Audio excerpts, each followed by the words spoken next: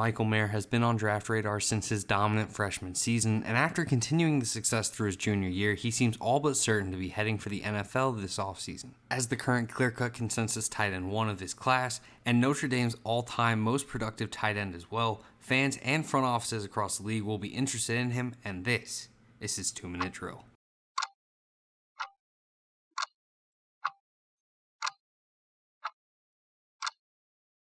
When watching Mayer, the easiest thing to notice is his box-out ability to go and make catches in traffic. Mayer handles physicality extremely well and has done a great job of positioning himself to where the ball is still getting into his frame even when defenders are crashing onto the throw. This ability is crucial at the tight end position where you're less likely to separate against better coverage or find yourself breaking open in a less spacious field. So having this trait already makes his transition to the NFL much safer to bet on. But Mayer's receiving ability doesn't fade out of frame. As far as hands go, you'd be hard-pressed to find someone with more reliable mitts than the Notre Dame tight end, as he has a natural ability to pluck catches and excels when working in multiple looks, including over his shoulder like he did against BYU, or even here against North Carolina where he's working across the field, but is able to grab the pass that's behind him and make the catch. This type of consistency makes him a highly coveted safety valve on day one for an offense. Then you move to Mayer's blocking ability, and while there's still some work needed to be done, I think he is promising. He's consistently used as a lead blocker in the run game for the Irish, and he has some alright pass blocking traits that should be easy to develop at the next level.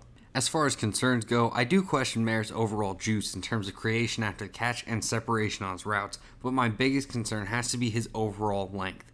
I don't think Mayer is going to blow anyone away athletically, and his smaller frame added into that could make him less appealing to teams than other top tight ends in years prior. Even though the throws on screen are clear overthrows, it does show Mayer's lack of catch radius, and that does limit him. For a prospect comparison, I think Michael Mayer is very similar to Chris Cooley, who was a successful tight end in Washington. While both weren't stellar athletes and had less length than your average tight end, both were instinctual and highly skilled players to produce and do so at a high level. I think Mayer could make a similar level of impact as Cooley did in the NFL. Overall, there are lots to like with Mayer. He's a reliable receiving threat with high energy and effort to contribute as a blocker.